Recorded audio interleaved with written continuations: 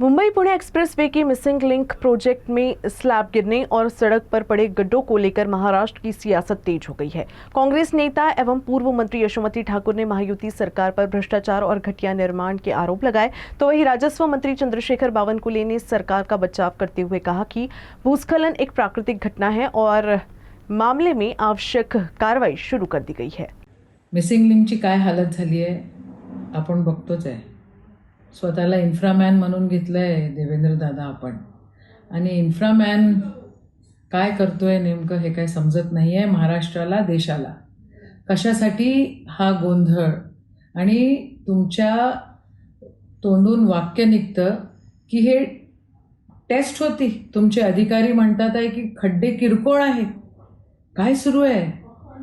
म्हणजे इन्फ्रास्ट्रक्चरचं सगळी क्रेडिट तुम्ही घ्यायचं आणि टक्केवारीचं क्रेडिट कोण घेईल बरं? आजच्या या सरकारमध्ये जे काही सुरू आहे ते असहनीय आहे। एक गोष्ट कानावर आली होती की ज्यावेळेला मिसिंग लिंकचं उद्घाटन झालं त्यावेळेला तिथे काय बळीगिळी पण दिला म्हणताय। म्हणजे हे सरकार करतं काय आहे?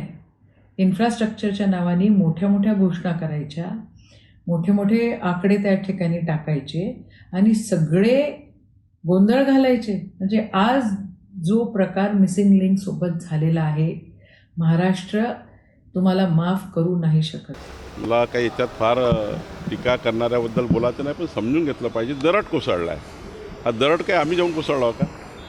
दरड कोसळला, त्यांनी ते डॅमेज झालं, दुरुस्त होईल।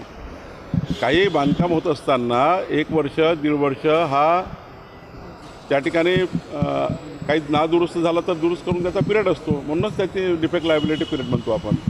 बांधकामात काही त्रुटी राहून गेली, 1 वर्षामध्ये ती टेकओव्हर करता येतं, ती टेकओव्हर केली आहे।